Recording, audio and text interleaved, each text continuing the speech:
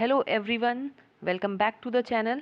चलिए शुरू करते हैं आज मॉडल टेस्ट पेपर नंबर 2 को। मॉडल टेस्ट पेपर नंबर जो 2 है हमारा, इसमें आज हम देखेंगे पूरे 100 क्वेश्चंस, जिसमें से डेटा इंटरप्रिटेशन के क्वेश्चंस को जो है हम एक सेपरेट वीडियो में बाद में करेंगे। देखिए यहाँ पे मॉडल टेस्ट पेपर 1 आपका अपलोड किया जा चुका है, और अगर अभी नहीं देखा होगा आपने उसको, तो उसको जो है डिस्क्रिप्शन में उसका लिंक प्रोवाइड करा दिया जाएगा, और साथ ही साथ कमेंट सेक्शन में भी उसको पिन कमेंट कर दिया जाएगा। चलिए शुरू करते हैं अपने पहले क्वेश्चन से।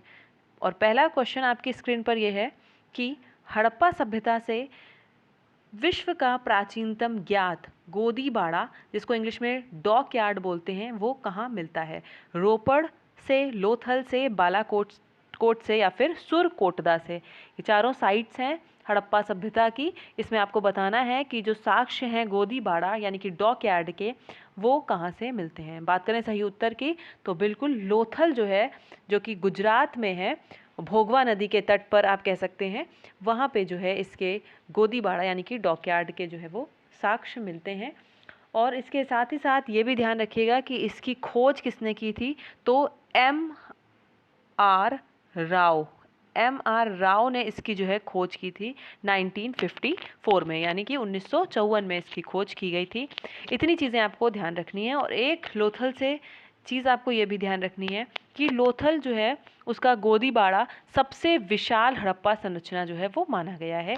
एक ये चीज़ ध्यान रखिएगा, और ये आपको लोथल से ध्यान रखनी है, ठीक है। लोथल का गोदीबाड़ा सबसे विशाल हड़प्पा संरचना माना गया है। इतनी चीज़ें ये ध्यान रखनी है। उसके अलावा जो दो सबसे इम्पॉर्टेंट साइट हैं इसकी, एक हड़प्पा और दूसरी मोहनजोदाड़ो, उनके उत्खनन का कार्य या उनकी खोज किसने की थी? इस तरीके से हड़प्पा की खोज आपको याद रखनी है, दयाराम साहनी ने की थी। और साथ साथ मोहनजोदाड़ो की खोज आपको याद रखनी है कि किसने की थी। मोहनजोदाड़ो की खोज ये भी आपको ध्यान रखना है, ठीक है।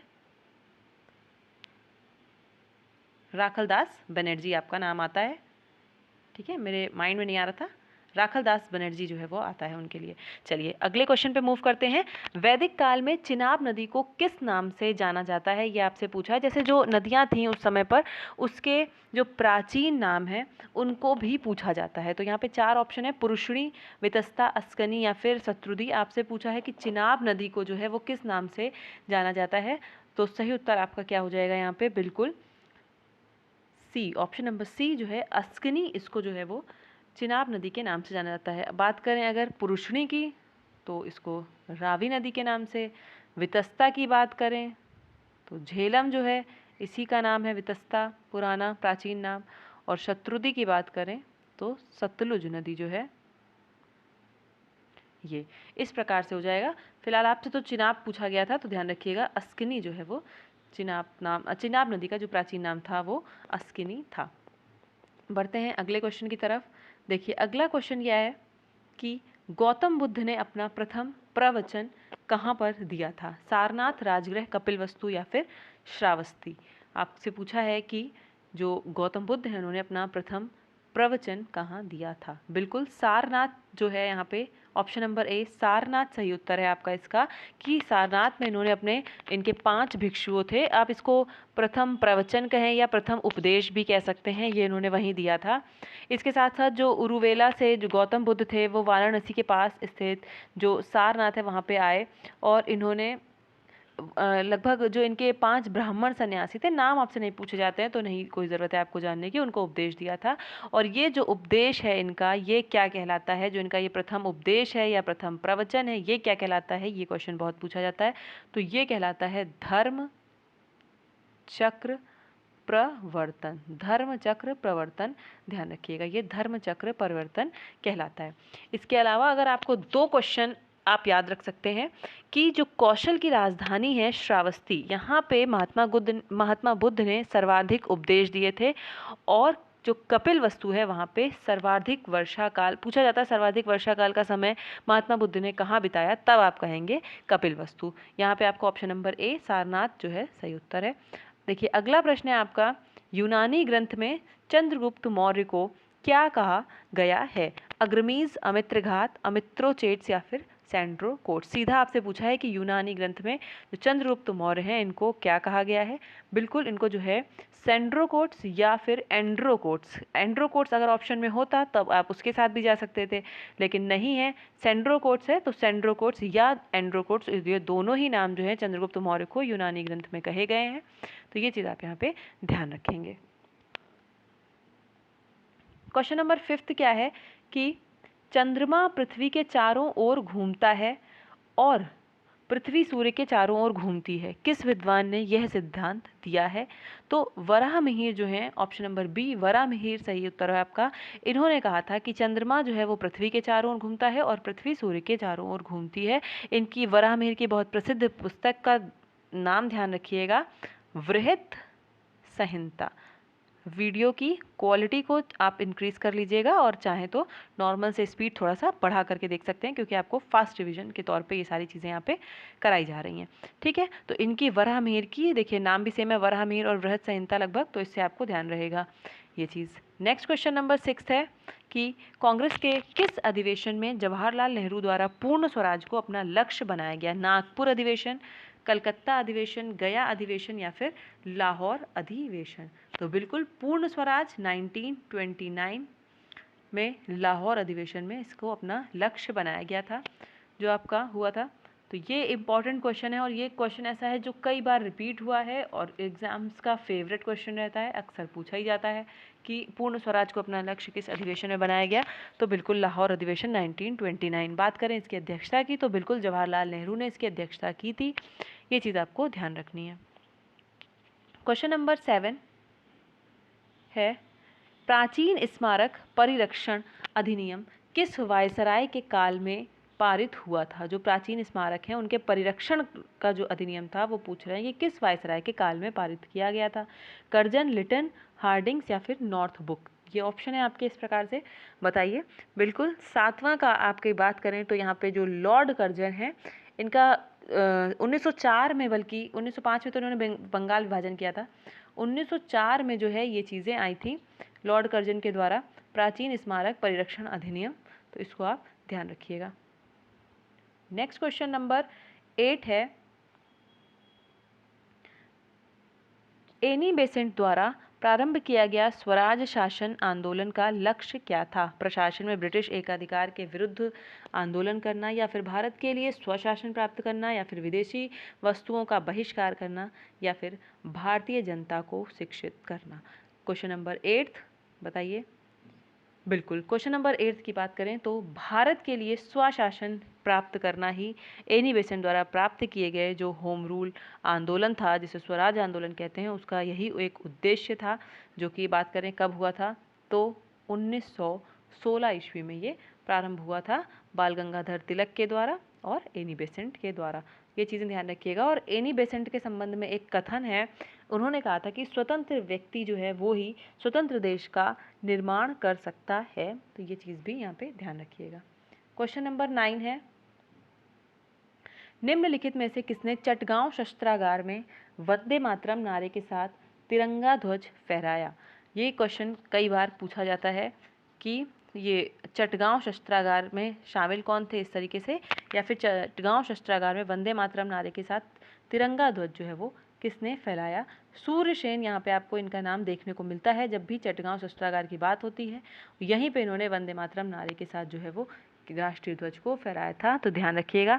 एक चीज़ और ध्यान रखिएगा कि जो सूर्यसेन थे ये एक शिक्षक थे, राम राष्ट्रीय विद्यालय में एक शिक्षक थे। आपको नाम नहीं याद रखना है विद्यालय का, लेकिन ये याद रखना है कि ये एक शिक्षक थे और इन्होंने IRA यानी इंडियन रिपब्लिकन आर्मी, इसकी जो है वो स्थापना की है। ये चीज़ आपको ध्यान रखनी है। क्वेश्चन नंबर 10 है कि सिराजुद्दौला किस युद्ध में अंग्रेजों से पराजित हुए थे। बक्सर, प्लासी, वॉन्डिवॉश या फिर उपयुक्त में से कोई नहीं। बिल्कुल जो बक्सर का सिराजुद्दौला पूछा गया है, तो जो आपका प्लासी का युद्ध था इसमें सिराजुद्दौला जो है वो अंग्रेजों से पराजित हुए थे। इनके जो मीर कासिम था उसने क्या किया था, मीर कासिम ने, मीर जाफ़र ने क्या किया था, इनको एक तरीके से धोखा दिया था, तो उसी के कारण इनकी पराजय हुई थी। सिराजुद्दौला पूछा जाएगा कि किस युद्ध में अंग्रेजों से पराजित हुए, तो बिल्कुल प्लासी का युद्ध। ये आपको पता होना चाहिए कि हुआ कब था पूरी डेट के साथ, तो 23 जून 1757, 23 जून 1757 को हुआ था। इतना आपको यहाँ पे याद रखना है। क्वेश्चन नंबर 11 पूछा है कि, और ये फेवरेट क्वेश्चन रहता है और अक्सर किसी ना किसी पेपर में, यूपी टेट में भी एक बार पूछा जा चुका है ये क्वेश्चन, जर्मनी के सहयोग से किस संयंत्र की स्थापना की गई? भिलाई, राउरकेला, बोकारो या फिर दुर्गापुर। ये इस प्रकार से आपसे पूछा है, बताना है आपको। देखिए राउरकेला जो है वो पड़ेगा कहाँ पे, आपका उड़ीसा, ऐसे याद रखिए। भिलाई आपका कहाँ पड़ेगा, छत्तीसगढ़ में। बोकारो आपका कहाँ पड़ेगा, झारखंड में, ठीक है। और दुर्गापुर आपको पता है वेस्ट बंगाल में। इस प्रकार से ये इनकी राज्य हैं जहाँ पे ये पड़ेगा। बात करें अगर भिलाई की, तो ये जो है रूस की सहायता से, और बोकारो, भिलाई और बोकारो ये दोनों ही रूस की सहायता से जो है वो इनके स्थापना की गई थी। बात करें अगर यहाँ पे आपका दुर्गापुर की और राउरकेला की, ये दो आपके बच रहे हैं, ये दोनों तो सेम है। राउरकेला की जो स्थापना है वो जर्मनी के सहयोग से की गई थी, और दुर्गापुर की जो स्थापना है वो पश्चिम बंगाल राज्य में ब्रिटेन की सहायता से की गई थी। ब्रिटेन की सहायता से, यहाँ पे ध्यान रखना है आपको कि इस प्रकार से कि जर्मनी के सहयोग से किसकी की गई थी, बिल्कुल राउरकेला। देखिए यहाँ पे केला वर्ड आ रहा है, आप इस तरीके से रख सकते हैं कि केला का आपने कुछ शेक बनाया और वो थोड़ी देर बाद क्या हुआ, जम गया, तो इस तरीके से केला से जर्मनी आप याद रखेंगे। नेक्स्ट क्वेश्चन नंबर 12 यहाँ पे है, आपको चैनल दिए हुए हैं 8 डिग्री, 9 डिग्री, 10 डिग्री और डक्कन पास, ये चारों हैं जो आपको नीचे देखने को मिलते हैं साउथ की तरफ भारत के। तो वहाँ पे आपको बताना है कि किसके किसके मध्य ये चैनल जो है वो बने हुए हैं। बिल्कुल, तो सबसे पहले अगर बात करें 8 डिग्री चैनल की, तो इसको हम मिला सकेंगे मालदीव और मिनिकॉय से। ये 8 डिग्री चैनल जो है वो मालदीव और मिनिकॉय को बीच में है। 9 डिग्री चैनल जो है आपका ये मिनिकॉय और लक्षद्वीप में है। देखिए ऐसे इसको याद रखिए कि जो ये 8 डिग्री चैनल है, ऊपर भी एक जैसा लग रहा है, नीचे भी एक जैसा लग रहा है, तो इसमें भी माँ भी आ रहा है, इसमें भी माँ आ रहा है, दोनों में एक जैसा माँ आ रहा है, क्योंकि 8 जो है वो एक ही जैसा तो बनता है, ऊपर भी एक जैसा, नीचे भी एक जैसा, तो माँ माँ यानी मालदीव और मिनिकॉय। और अगर 9 डिग्री की बात करें तो ये कुछ अलग हो जाता है, तो मिनिकॉय और लक्षद्वीप हो जाएगा। उसके अलावा 10 डिग्री चैनल आपको पता है कि लिटिल अंडमान और निकोबार, अंडमान और निकोबार के बीच भी लिखा रहता है। दक्कन पास जो है ये इंपॉर्टेंट है और परीक्षाओं में पूछा जाता है, लघु अंडमान एवं दक्षिण अंडमान के बीच है। कहाँ पे है, लघु अंडमान एवं दक्षिण अंडमान के बीच में है। तो ये तो एकदम एक जैसा मिला है, केवल इसको ऊपर नीचे किया गया है। अगर सही उत्तर की बात करेंगे आपका, तो उस हिसाब से यहाँ पे बिल्कुल सी उत्तर आपका सही हो जाएगा। कूट वाले प्रश्न हैं, वीडियो को पॉज करके खुद भी करने की पहले कोशिश किया करिए। देखिए अगला क्वेश्चन है कि गुजरात के सबसे पश्चिमी गांव और अरुणाचल के सबसे पूर्वी छोर, मान लीजिए ये भारत है, तो यहाँ पे आपका ये हो जाएगा गुजरात सबसे पश्चिमी गांव, और ये हो जाएगा आपका पूर्व में अरुणाचल। तो इसके पूछा है कि सबसे पूर्वी छोर पर स्थित वालांग, यहाँ वालांग स्थित है आपका, इनके बीच में जो ये समय का अंतराल होगा ये कितना होगा, ये आपसे पूछा है। अगर बात करें अरुणाचल प्रदेश में, आपने देखा होगा वो है किबिथु है, इधर इस तरफ किबिथु रहता है ना, और इधर क्या है गुहार मोती, जिसको हम जानते हैं, सबसे पूर्वी और पश्चिमी भाग है। तो इनके बीच में अगर हम देशांतरों की बात करें तो कितने देशांतर का अंतर रहता है, 30 डिग्री का अंतर रहता है। और आपको पता है कि एक देशांतर पर 4 मिनट का अंतर आता है, एक देशांतर पर 4 मिनट का अंतर आता है। तो 30 डिग्री होने पर अगर 4 का अंतर आएगा तो बिल्कुल 4 1 जा 4, 4 2 जा 8, 4 3 जा 12, तो कितना अंतर आ जाएगा आपका 12, यानी कि 1200 का 120, सॉरी 1200 नहीं, 120 का अंतर आएगा। और ये 120 आपको पता है कि 2 घंटे के बराबर होगा। तो गुजरात में और अरुणाचल प्रदेश, यानी सबसे पश्चिमी गांव और सबसे पूर्वी गांव के बीच जो अंतर होगा वो 120 मिनट में पूछा जाता, तो बिल्कुल 120 मिनट का हो जाता। लेकिन आपसे यहाँ पे कैसे पूछा गया है, घंटे में, तो 2 घंटे का अंतर आएगा। क्वेश्चन नंबर 14 को ध्यान से समझिए कि सूची 1 को सूची 2 से सुमेलित करना है और नीचे दिए हुए कूट से आपको सही उत्तर चुनना है। अब इसको हटा देते हैं, यहाँ पे इसको स्क्रीन पे पूरा ये लगा देते हैं, ठीक है। आपसे पूछा क्या है, घनत्व पूछा गया है राज्य और केंद्र शासित प्रदेशों का। तो यहाँ पे दिल्ली, उत्तर प्रदेश, मिजोरम और केरल का दिया हुआ है। आप यहाँ पे सबसे ज़्यादा घनत्व देख के प्रति व्यक्ति ज़रूर उत्तर प्रदेश से इसको मार्क कर सकते हैं, लेकिन ऐसी गलती आपको नहीं करनी है, क्योंकि यहाँ पे दिल्ली का घनत्व जो है वो सबसे अधिक होगा। तो आपका दिल्ली का घनत्व कितना हो जाएगा, ये आपका लगभग 11,320 व्यक्ति प्रति वर्ग किलोमीटर, या आपकी दिल्ली का घनत्व होगा। उसके बाद आपका यूपी का हो जाएगा ये इस प्रकार से, फिर आपका जो है केरल का हो जाएगा, यूपी का आपका, देखिए दिल्ली का तो आपका ये है, ठीक है। उसके बाद यूपी का आपको ध्यान देना है कि कितना होगा, 829 प्रति वर्ग किलोमीटर। उसके बाद आपका जो मिजोरम है 52 वर्ग प्रति किलोमीटर और केरल 868, इस प्रकार से हो जाएगा। तो यानी कि ए का 4 और बी का 1, ए का 4 और बी का 1 जिसमें मिल जाएगा हमें, वही हमारा उत्तर होगा, यानी कि ऑप्शन नंबर सी जो है यहाँ पे हमारा उत्तर हो जाएगा। नेक्स्ट क्वेश्चन नंबर 15 की बात करें तो निम्नलिखित अधिवास प्रकारों में से किसकी विशेषता सांस्कृतिक समरसता एवं एकता की है? अर्ध सघन अधिवास, सघन अधिवास, पूर्वा या फिर अर्ध छिटपुट अधिवास। ये क्वेश्चन आपसे पूछा है 15, नए टाइप का क्वेश्चन है बिल्कुल, जो आपका पूछा है कि जाति और सांस्कृतिक समरसता और एकता के बारे में। तो आपका यहाँ पे पूर्वा जो है इसका वो सही आंसर हो जाएगा 15 का सी। देखिए नेक्स्ट क्वेश्चन है कि निम्नलिखित में से कौन सा एक केंद्रीय बैंक का गुणात्मक साख नियंत्रण उपाय नहीं है? क्या पूछा है कि गुणात्मक साख नियंत्रक उपाय नहीं है? तो न्यूनतम सीमा अंतराल, साख की राशनिंग, परिवर्तनीय कोष अनुपात या फिर प्रत्यक्ष कार्यवाही। तो जो परिवर्तनीय कोष अनुपात है वो आरबीआई के परिणात्मक साख नियंत्रण के तहत आता है। आपसे पूछा है कि क्या नहीं आता है ना, कौन सा नहीं है ये आपसे यहाँ पे पूछा है।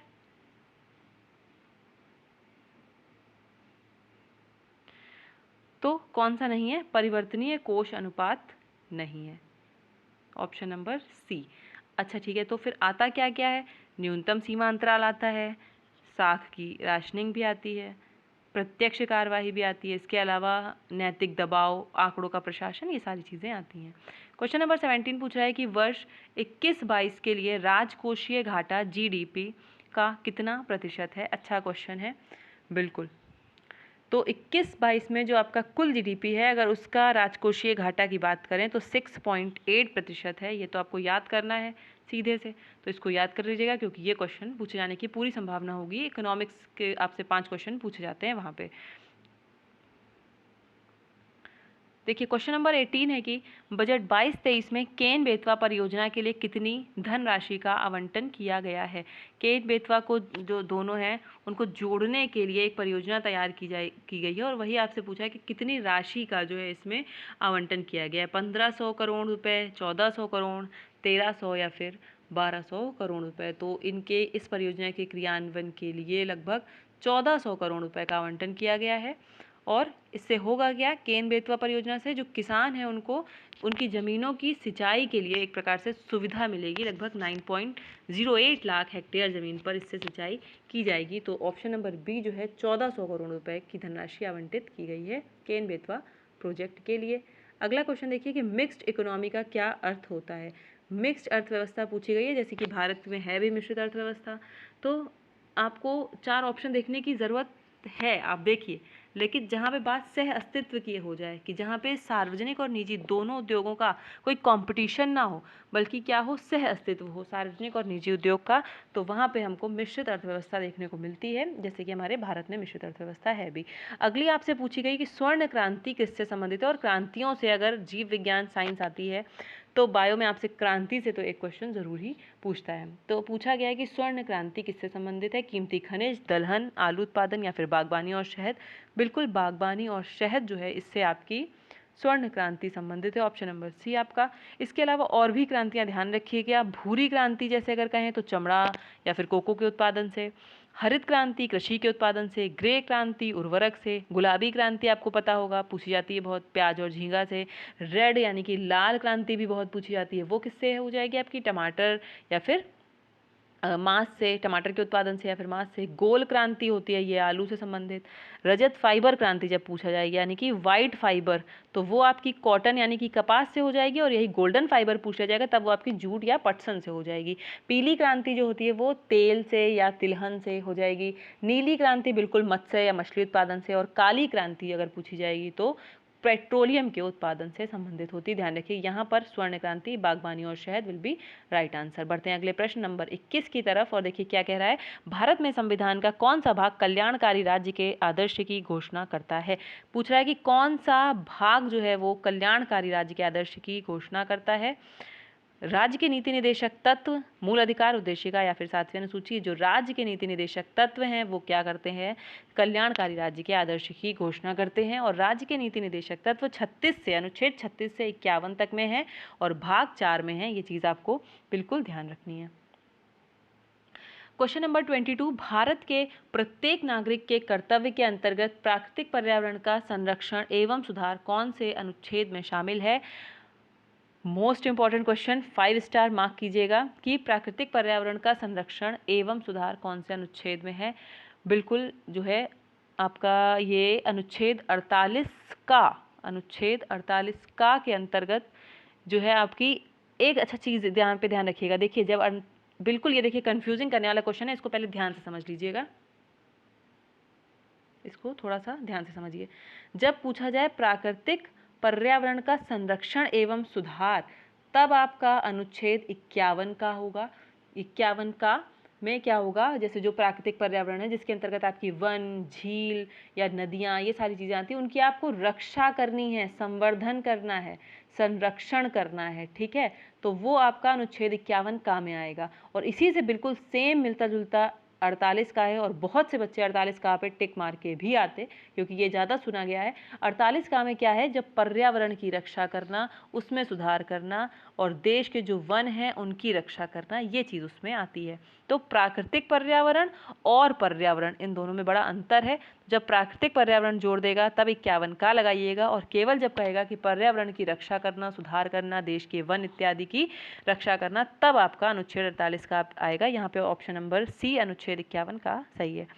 अगला क्वेश्चन आपसे पूछ रहा है कि केंद्र राज्य संबंध की जांच करने के लिए गठित सरकारिया आयोग में कौन सदस्य शामिल थे। जो केंद्र राज्य संबंधों की जांच करने के लिए सरकारिया आयोग बनाया गया ना, बहुत फेमस है, सरकारिया आयोग है, राजमन्नार आयोग है, ये सब केंद्र की जांच करने के लिए, पुंछी आयोग है, बड़े क्वेश्चन इससे पूछे जाते हैं। तो वही पूछा गया है कि इनकी जांच करने के लिए गठित जो सरकारिया आयोग है इसमें कौन कौन से सदस्य शामिल थे, आपसे पूछा गया है। गोखले, शिवरमन, SR सेठ या फिर VP साठे, और सही कूट का आपको यहाँ पे चयन करना है। तो बात करें तो यहाँ पे आपका केवल B शिवरमन और ये SR सेन, तो केवल 2 और 3 जो होगा आपका, ये यहाँ पे इसका सही उत्तर होगा, ये दोनों शामिल थे और इसके अलावा अन्य सदस्य नहीं शामिल थे। 24वां क्वेश्चन क्या है, भारत में आधुनिक जिला प्रशासन का अध्याय निम्नलिखित में से किसके समय में प्रारंभ माना जाता है। आधुनिक जिला प्रशासन का अध्याय Lord Lytton, Montague, Warren Hastings या फिर लॉर्ड डलहौजी। बिल्कुल वॉरेन हेस्टिंग्स जो है 1772 ईस्वी में अंग्रेजी शासन काल में बात करें तो जो आपके गवर्नर जनरल थे वॉरेन हेस्टिंग्स, इन्हीं के द्वारा जो है इस पद का, जिला प्रशासक यानी कि कलेक्टर का जो पद होता था उसको सृजित किया गया था। तो इसी को इनका मतलब जिला प्रशासन का जो एक तरीके से अध्याय शुरू किया नया, वो इन्हीं को इसका जनक माना जाता है। जिला प्रशासन का अध्याय वॉरेन हेस्टिंग्स को माना जाता है। क्वेश्चन नंबर 25, भारत में सर्वप्रथम उच्च न्यायालय की स्थापना कब की गई।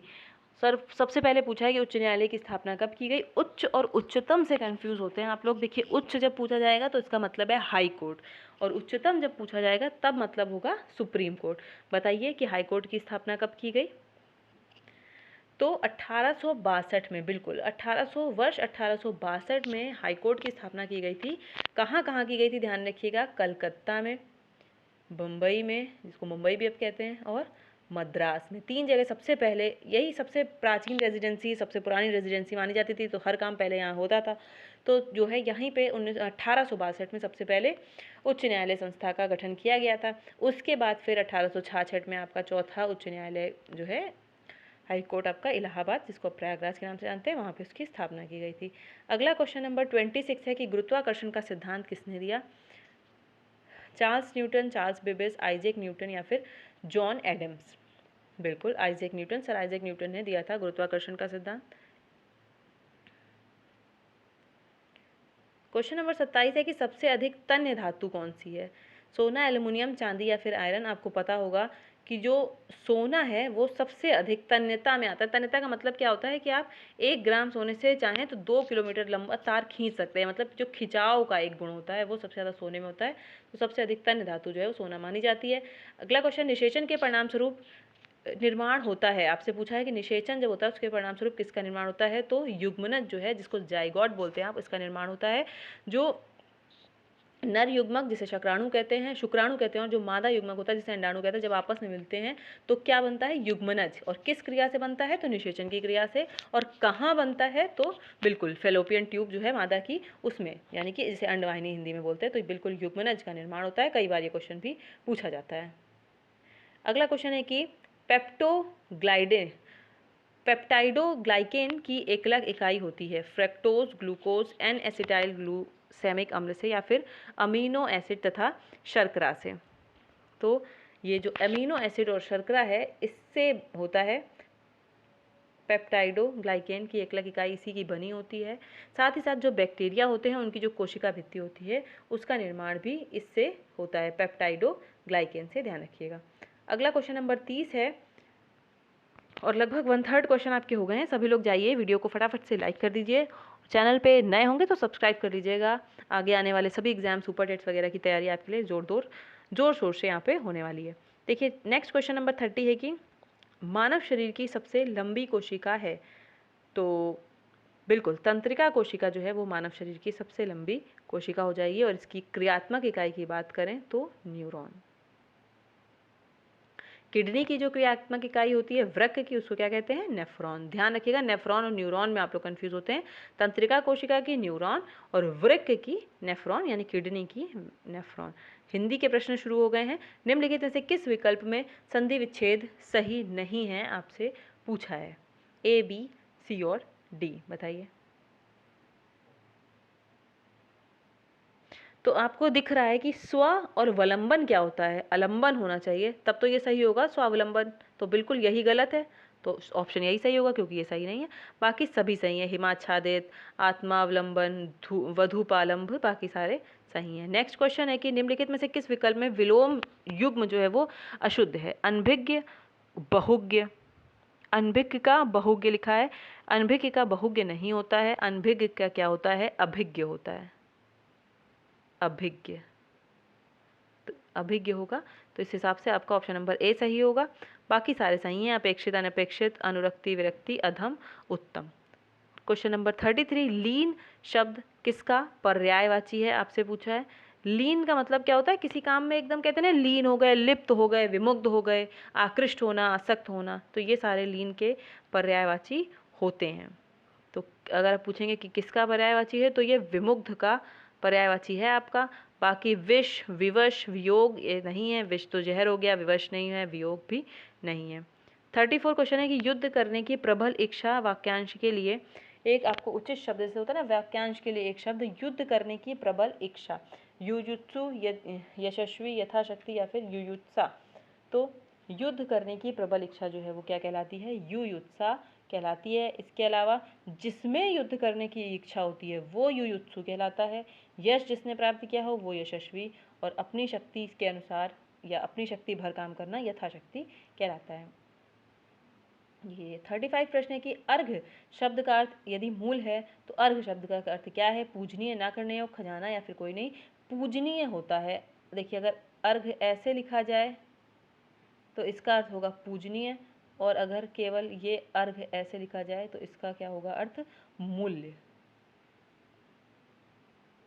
अगला प्रश्न यहाँ पे गद्यांश है जिसको हमें पढ़ने की ज़रूरत नहीं है, क्योंकि अच्छी बात यह है कि जो क्वेश्चंस हैं वो सीधे कैसे हैं, ग्रामर बेस्ड हैं और वाक्यांश से मतलब गद्यांश से नहीं लिए हुए हैं, तो उनसे पढ़ने की ज़रूरत नहीं है। यहाँ पे देखिए क्वेश्चन नंबर 36, निम्नलिखित में से खुशहाली शब्द का पर्यायवाची नहीं है पूछा है। संपन्नता, शोभ, समृद्धि या फिर समृद्धता आपसे पूछा है, नहीं है।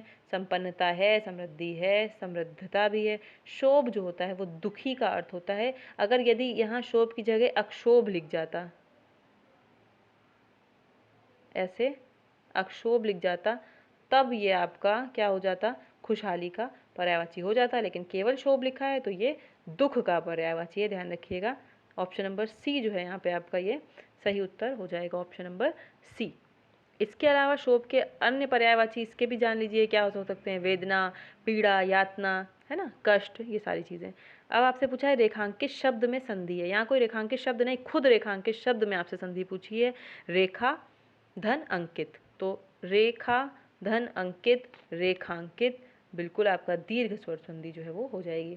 शैक्षिक शब्द में प्रत्यय पूछा है, शैक्षिक शब्द में शिक्षा और एक प्रत्यय लगा के बनाएंगे आप शैक्षिक शब्द, तो आपका एक प्रत्यय हो जाएगा। देखिए छोटी की मात्रा है ना, एक प्रत्यय हो जाएगा। निम्नलिखित में से जटिल शब्द का विलोम क्या होगा, जटिल का विलोम पूछा है। रूढ़, मुश्किल, कठिन या सरल। अगर कठिन कहेंगे तो जटिल का अर्थ ही कठिन होता है। आपसे पूछा है क्या विलोम, तो बिल्कुल जटिल का विलोम क्या हो जाएगा, सरल, यहाँ पे जटिल का विलोम हो जाएगा। क्वेश्चन नंबर 40 है कि उपर्युक्त गद्यांश का उद्देश्य शीर्षक क्या होगा, तो हमें ज़रूरत नहीं है, वैसे महिला सशक्तिकरण होगा, पर इसको जानना है। अब आपके 41 से लेकर 45 तक फिर से जो है वो इस तरीके से गद्यांश दिया हुआ है और हम सीधे बढ़ेंगे क्वेश्चन की तरफ। पहला क्वेश्चन क्या है कि आज शब्द है तत्सम, तद्भव, देशज या फिर विदेशी। 41 क्वेश्चन, आज शब्द क्या है, तो पहले जान लीजिए कि तद्भव शब्द क्या होते हैं। वे शब्द जो या तो सीधे प्राकृत से हिंदी भाषा में आ गए हैं या फिर प्राकृत के द्वारा संस्कृत से निकलते हैं, उनको हम तद्भव शब्द कहते हैं। तो बिल्कुल इसमें जो आज है वो कैसा शब्द है, तद्भव शब्द है। और अगर पूछा जाए इसके तत्सम की, तो अद्य अगर आप लिखेंगे तो वो होगा इसका तत्सम शब्द।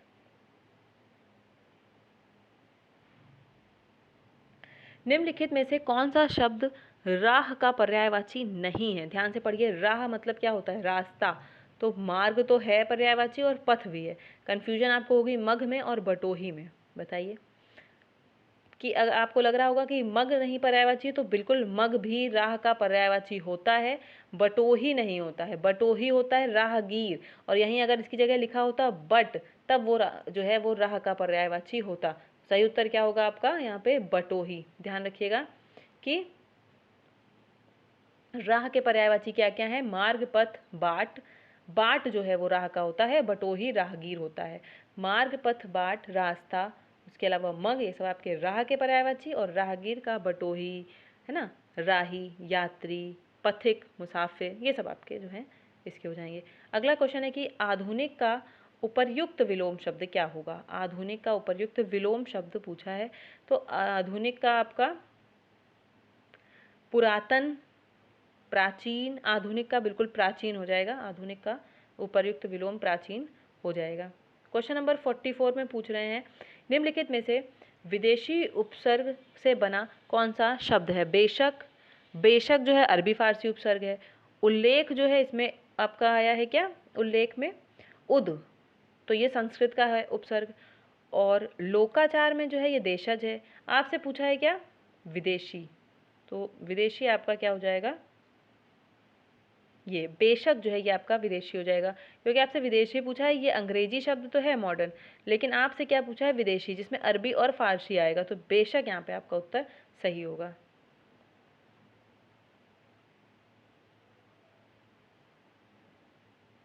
देखिए फिर ये इंग्लिश के पैराग्राफ के क्वेश्चन हैं, और उससे पहले एक क्वेश्चन और है आपका 45, आधुनिक शब्द में मूल शब्द और प्रत्यय क्या है।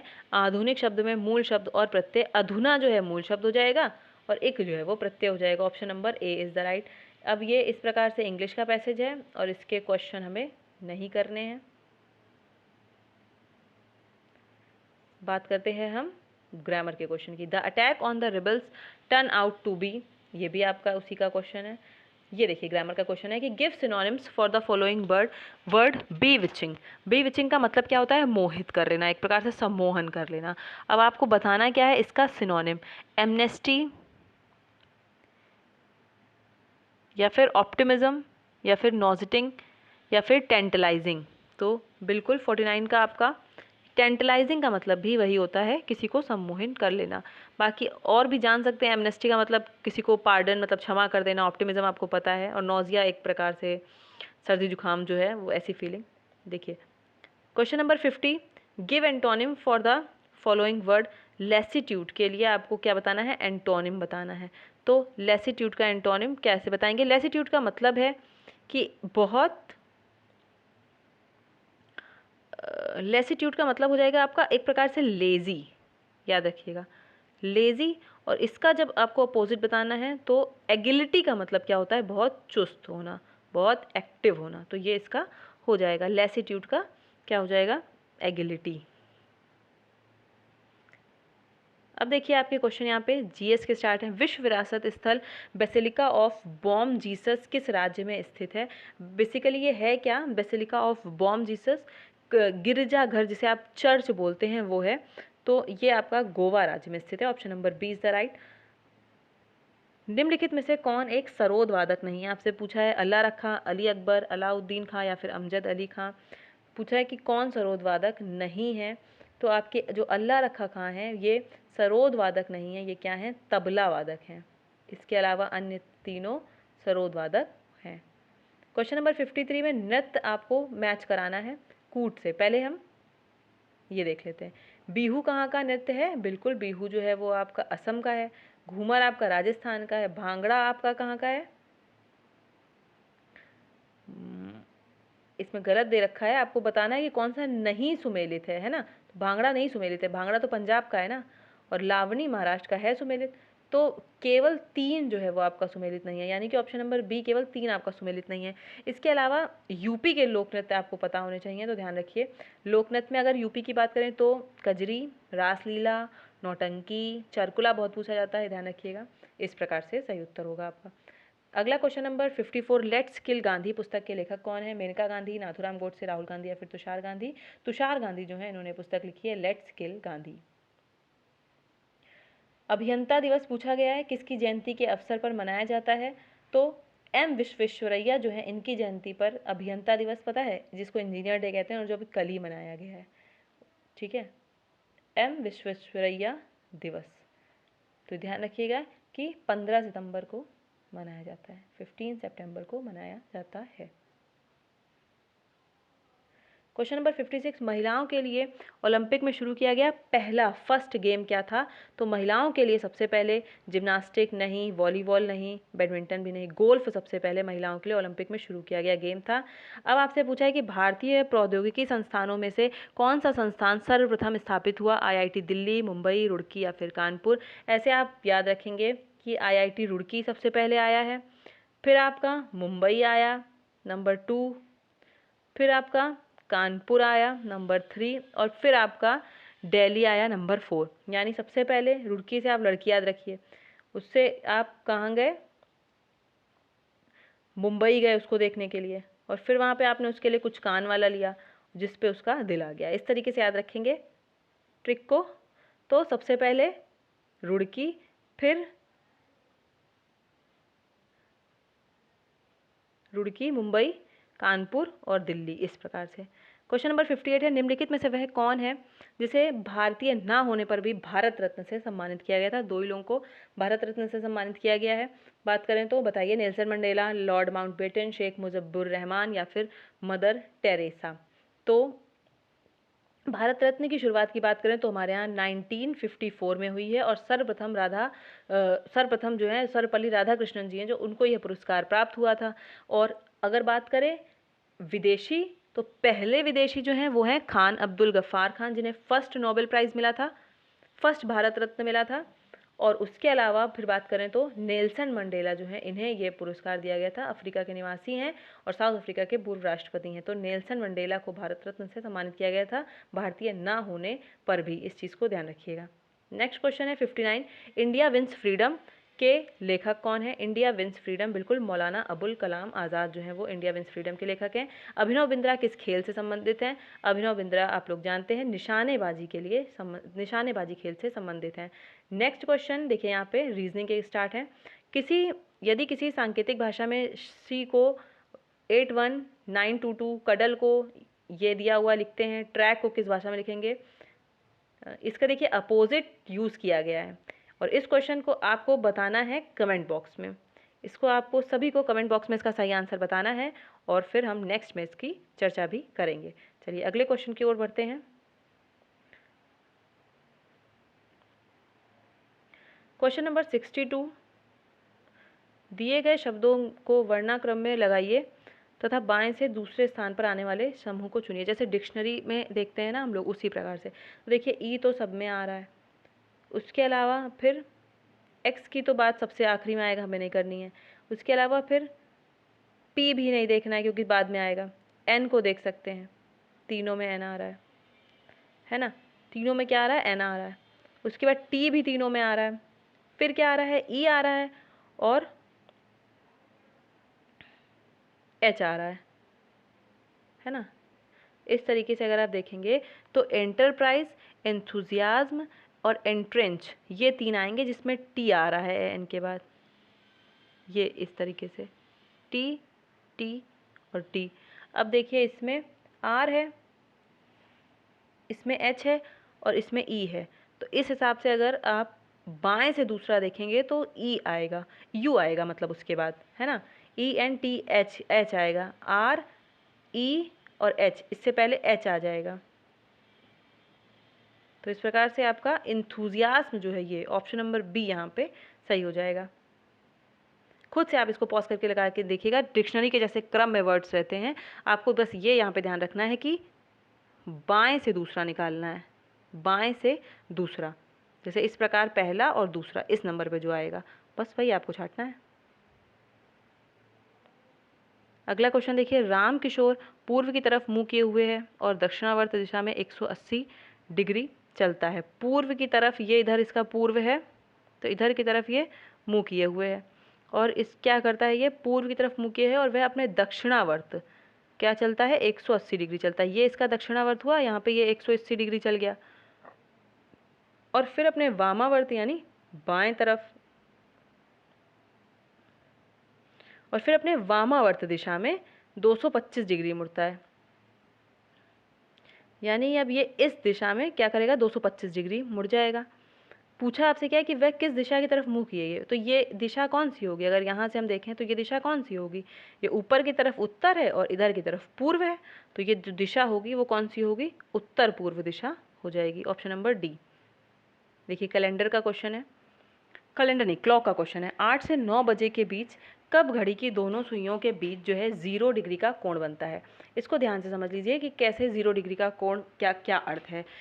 मतलब 0 डिग्री का कोण तभी बनेगा जब घड़ी में जो दो सुइयां होती हैं वो एक दूसरे पे ओवरलैप करेंगी, तभी 0 डिग्री का कोण बनेगा।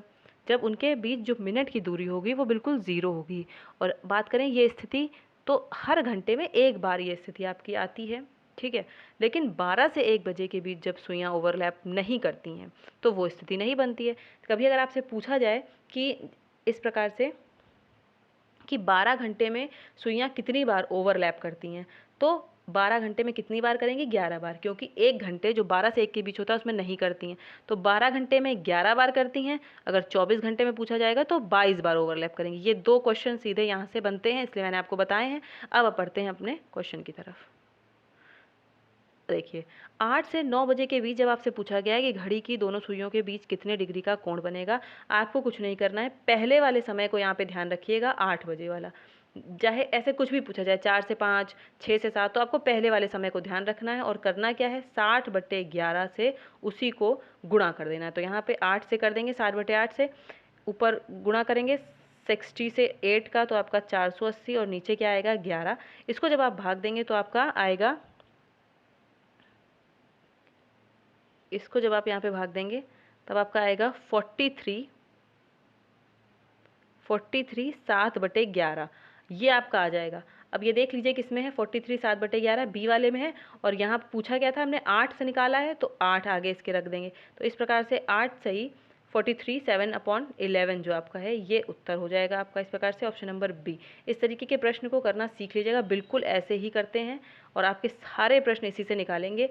60 करना क्या है, बस इसको सॉल्व कर लीजिएगा, 60/11 गुणे जो भी समय पूछा गया हो उसमें पहला वाला समय लेकर ये पूरा प्रश्न आपका सॉल्व हो जाएगा।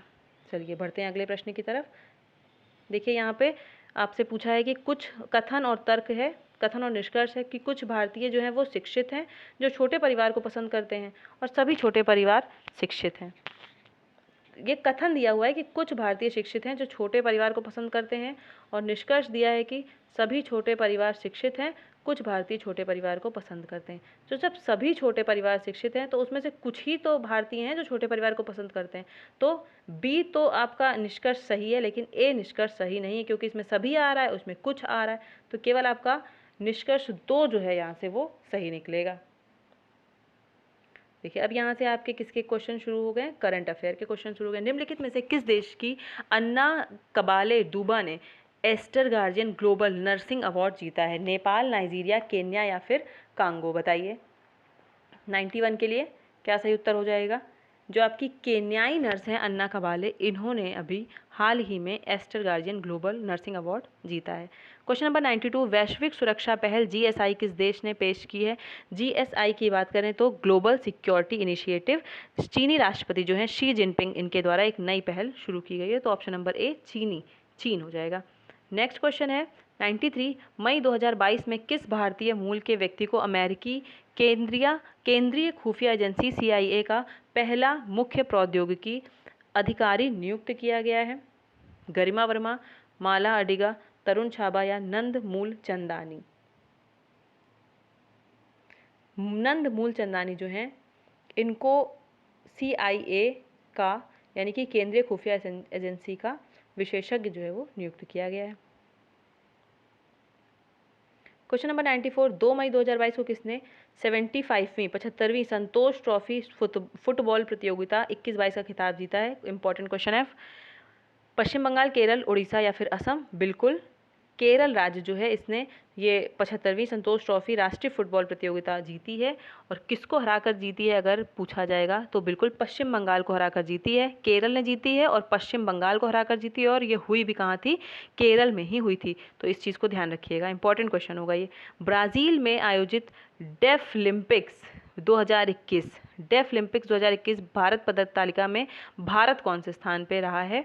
तो ये आपका 9वें स्थान पर रहा है। पूरे 16 पदक थे, उसमें से 9वें स्थान पर ये रहा है, ध्यान रखिएगा। 96 क्वेश्चन है कि 2 मई 2022 को भारतीय तटरक्षक बल ने फास्ट पेट्रोल वेसल कमला देवी का शुभारंभ किया है। फास्ट पेट्रोल वेसल FPV कमला देवी का शुभारंभ कहाँ से किया गया है? कोच्चि, पुडुचेरी, मुंबई या फिर पश्चिम बंगाल? बताइए। बिल्कुल पश्चिम बंगाल के टीटागढ़ क्षेत्र से एक समाज सुधारक थी ये सेनानी जो कमला देवी हैं, चट्टोपाध्याय इनका पूरा नाम है, और यहीं से कमला देवी नामक फास्ट पेट्रोल वेसल जिसे बोलते हैं FPV, इसकी जो है वो शुरुआत की गई है। तो ऑप्शन आपका पश्चिम बंगाल सही हो जाएगा। नेक्स्ट क्वेश्चन है विश्व हाथ स्वच्छता दिवस यानी कि वर्ल्ड हैंड हाइजीन डे कब मनाया जाता है? 5 मई को आपका वर्ल्ड हैंड हाइजीन डे, विश्व हाथ स्वच्छता दिवस मनाया जाता है, ध्यान रखिएगा। क्वेश्चन नंबर 98, 15वीं विश्व वानिकी कांग्रेस की मेजबानी किस देश ने की है? 15वीं विश्व वानिकी यानी वर्ल्ड फॉरेस्ट्री कांग्रेस की मेजबानी किस देश ने की है? तो दक्षिण कोरिया जो है, साउथ कोरिया, उसने की है। क्वेश्चन नंबर 99, 5 मई 2022 को परिसीमन आयोग ने केंद्र शासित प्रदेश जम्मू कश्मीर के लिए कितने विधानसभा क्षेत्र रखे हैं? 5 मई 2022 को परिसीमन आयोग ने केंद्र शासित प्रदेश जो जम्मू कश्मीर है उसके लिए कितने विधानसभा क्षेत्र रखे हैं? बिल्कुल 90 विधानसभा क्षेत्र जो हैं जम्मू कश्मीर के लिए रखे गए हैं। और ये रंजना प्रसाद देसाई जो न्यायमूर्ति थी, उच्च न्यायालय की सेवानिवृत्त न्यायमूर्ति थी, सर्वोच्च न्यायालय की, वो हैं रंजना प्रकाश। और उसके साथ साथ परिसीमन आयोग में जो सदस्य रहते हैं जैसे मुख्य चुनाव आयुक्त, तब सुशील चंद्रा थे, इस समय राजीव कुमार है, तो उन्हीं के समय की बात है।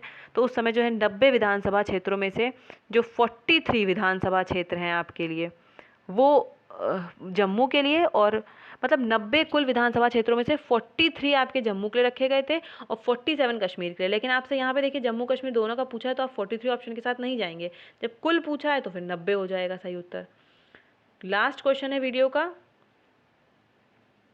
जो भी लोग चैनल पे नए आए होंगे चैनल को सब्सक्राइब करके चैनल से जुड़ जाइएगा। डेली प्रैक्टिस सेट यहाँ पे पेट के पेपर तक हो रही है और उसके बाद सुपर डेट के लगातार क्लासेस चलेंगी। देखिए क्वेश्चन नंबर लास्ट है, 7 मई 2022 को किसने विश्व की सबसे ऊंची माउंट एवरेस्ट को 26वीं बार फतेह कर विश्व रिकॉर्ड बनाया है?